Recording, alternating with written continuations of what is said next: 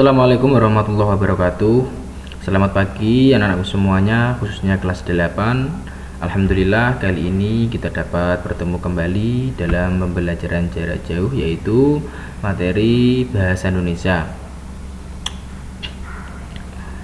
Kali ini kita akan membahas yaitu bab 5, sambil dibuka LKS-nya halaman 49, mengenai urutan cerita menarik dalam eksplanasi. Sebelum kita memulai pada pembelajaran hari ini, alangkah baiknya kita bersama-sama membaca basmalah. Semoga dalam pelajaran kali ini kita diberikan kemudahan, kelancaran, serta kemanfaatan. Bismillahirrahmanirrahim. Ya, langsung saja kita akan membahas mengenai teks eksplanasi. Yang pertama yaitu membahas mengenai pengertian teks eksplanasi, ciri-ciri teks eksplanasi, dan tujuan teks eksplanasi. Yang pertama, pengertian teks eksplanasi. Secara umum, teks eksplanasi adalah teks yang menjelaskan tentang proses terjadinya atau terbentuknya suatu fenomena alam atau sosial. Eksplanasi memiliki arti penjelasan atau keterangan. Jadi, teks eksplanasi merupakan teks yang menjelaskan sebab akibat atau suatu fenomena, baik peristiwa alam, ilmu pengetahuan, sosial, budaya, dan lainnya. Teks eksplanasi berisi fakta yang dapat menjawab pertanyaan tentang mengapa dan bagaimana suatu fenomena terjadi. Sebuah peristiwa, baik peristiwa alam maupun sosial yang terjadi di sekitar kita, selalu memiliki hubungan sebab akibat serta proses. Mengapa peristiwa itu dapat terjadi, serta bagaimana peristiwa atau kejadian itu dapat terjadi. Kejadian atau peristiwa yang terjadi di sekitar kita tidak hanya dapat diamati serta dirasakan saja, akan tetapi juga dapat digunakan sebagai pembelajaran.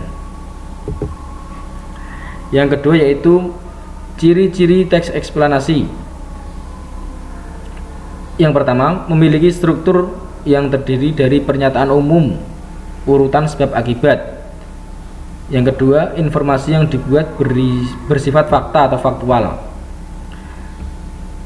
Yang ketiga, faktual artinya memuat informasi yang berisi ilmiah atau real, yang mengandung pengetahuan dan bukan merupakan karangan fiksi, tidak nyata atau hayalan. Yang keempat, bersifat informatif, memberikan informasi dan persuasif, membujuk. Dan yang terakhir, kelima, bagian awal teks berisi pernyataan umum, urutan sebab dan akibat, serta terdapat interpretasi atau memberikan kesan, pendapat, dan pandangan. Yang selanjutnya itu yang ketiga, tujuan teks eksplanasi. Tujuan teks eksplanasi adalah untuk menerangkan atau menjelaskan serangkaian proses dari suatu gejala atau fenomena alam maupun sosial kultural. Yang pertama, menjelaskan mengapa fenomena tersebut terjadi. Teks eksplanasi merupakan jawaban atas pertanyaan mengapa, sehingga uraian akan bersifat kausalitas atau sebab dan akibat. Terus yang kedua, selanjutnya, menjelaskan bagaimana fenomena tersebut terjadi. Teks eksplanasi merupakan jawaban atas pertanyaan bagaimana, sehingga uraian akan bersifat kronologis atau menurut urutan waktu. Selanjutnya itu latihan soal. Yang ini nanti ada nomor 1, nomor 2, dan nomor 3. Yang pertama, teks eksplanasi adalah A. Teks yang berisi tentang penjelasan, B. Teks yang berisi tentang pendapat, C. Teks yang menceritakan tentang suatu kejadian, dan D. Teks yang menggambarkan suatu objek. Nomor 2, inti teks eksplanasi terdapat pada bagian A. Pernyataan umum, B. Sebab akibat, C. Argumen, D. Penutup. Dan yang nomor ketiga, di dalam teks eksplanasi secara umum membahas tentang berbagai fenomena sebagai berikut, kecuali A. Fenomena alam, B. Fenomena sosial, C. Fenomena kawin cerai artis, dan D. Fenomena pendidikan. Nah, kita lanjut ke materi, yaitu yang poin ke B, meringkas teks eksplanasi. Setelah kita mempelajari mengenai pengertian, ciri-ciri serta tujuan teks eksplanasi, selanjutnya itu kita membahas mengenai meringkas teks eksplanasi. Ini ada contoh teks eksplanasi, yaitu bencana alam gunung meletus, yang termasuk bagian pernyataan umum. Gunung meletus adalah sebuah bencana alam yang diakibatkan oleh meletusnya gunung berapi. Gunung berapi bisa meletus sewaktu-waktu. Lahar yang dikeluarkan oleh gunung berapi berbeda-beda. Ada yang menyemburkan lahar panas, ada juga yang mengeluarkan lahar dingin berupa lava dan material-material lainnya. Terus bagian selanjutnya itu bagian urutan sebab akibat. Gunung berapi yang masih aktif bisa meletus kapan saja. Penyebab terjadinya gunung meletus adalah ekstrusi magma, yaitu kegiatan magma yang telah mencapai permukaan bumi. Gunung meletus bisa terjadi di daerah-daerah dataran tinggi di mana ada gunung berapi di sekitarnya. Gunung meletus juga bisa disebabkan oleh gempa bumi. Selanjutnya yaitu bagian interpretasi atau kesan dan pendapat. Peristiwa alam gunung meletus ini tidak terjadi secara berulang-ulang, jadi jangan takut atau khawatir berlebihan jika tinggal di daerah sekitar gunung berapi. Kenali saja gejala-gejala bencana alam ini supaya bisa menyelamatkan diri sewaktu-waktu, dan jangan lupa selalu minta pertolongan kepada Tuhan. Selanjutnya yaitu yang poin pertama, menentukan gagasan umum teks eksplanasi.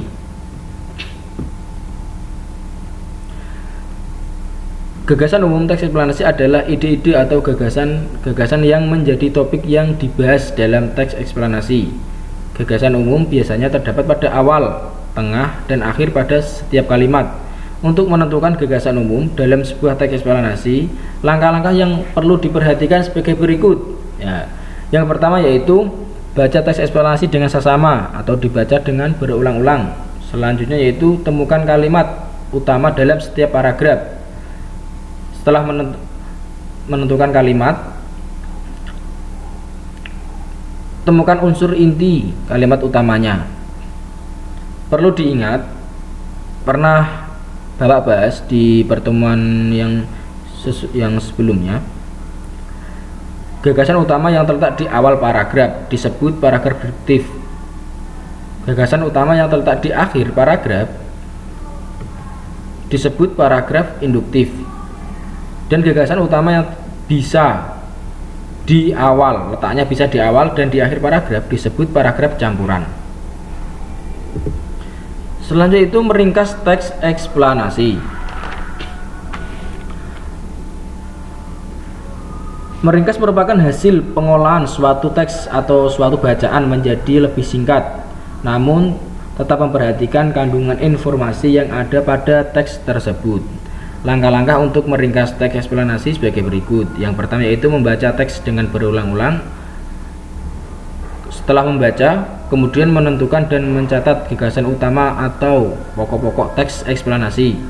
Setelah mencatat, kemudian menulis atau menyusun teks pokok-pokok yang ditemukan menjadi sebuah paragraf. Setelah tersusun menjadi sebuah paragraf, itu meneliti dan membaca kembali ringkasan yang telah dibuat. Latihan soal yang selanjutnya itu nomor 4 dan nomor 5. Teks eksplanasi ditulis untuk menjawab pertanyaan titik-titik. A. Apa dan siapa? B. Kapan dan di mana? C. Berapa dan bagaimana? D. Bagaimana dan mengapa?